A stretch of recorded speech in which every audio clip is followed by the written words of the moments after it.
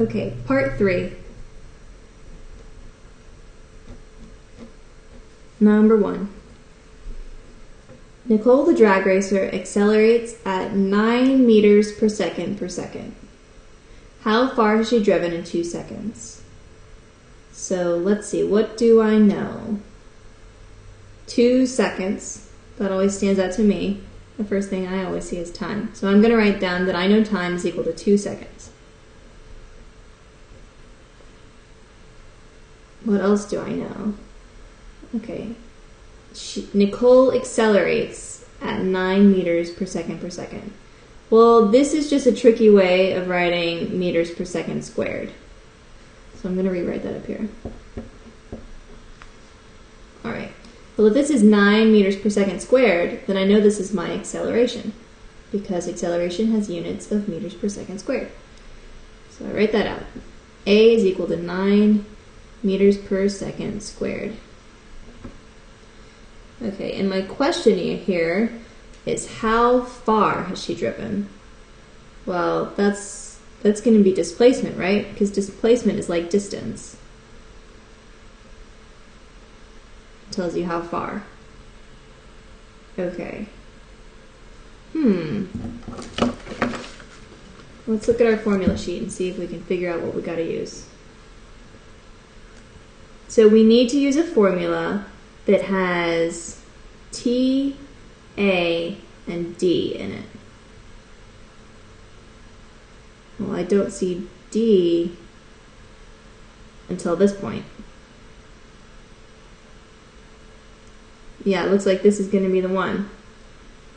So I'm going to write it out. D is equal to my initial velocity times time plus 1/2 AT squared. Okay. So let's think about this. I can plug in for my A and I can plug in for my T. My initial velocity, I think, should have been written out in the problem as 0. But you guys can imagine, she's a racer. I mean, she's racing somebody else, and you always start from 0, right, when you're racing, or normally. So I'm going to go ahead and pencil that in and assume that's right. And let's solve the problem.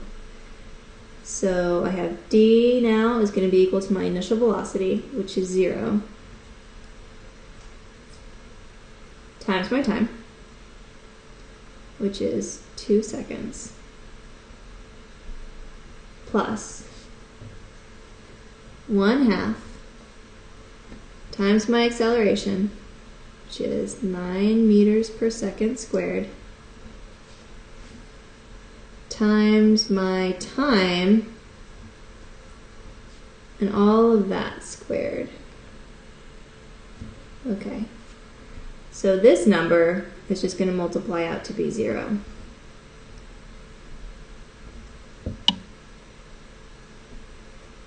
And I have this stuff to do over here. Well, I'm going to write out 1/2 times 9 meters per second squared. And I'm going to go ahead and square this number.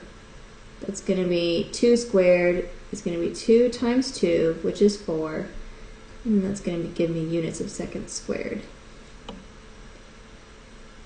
And so when I multiply all these numbers out, you guys can do it in your calculator. You should get 18 on your units, should be meters.